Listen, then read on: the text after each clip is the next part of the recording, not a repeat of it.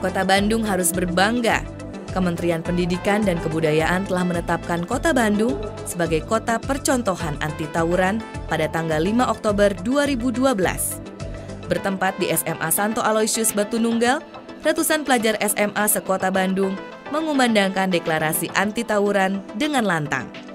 Ini merupakan bukti kuat bahwa pendidikan karakter telah berjalan dengan baik di Kota Bandung.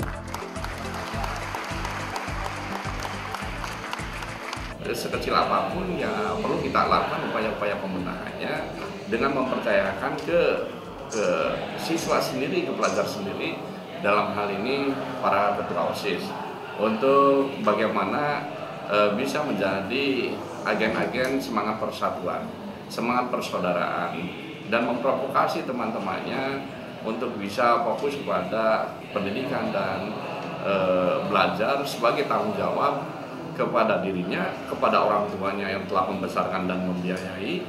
Ketika dia melakukan kegiatan-kegiatan yang melanggar norma, apalagi melanggar hukum, sekarang keras bisa dihukum, berarti masa depannya dia akan dihancurkan oleh dirinya sendiri.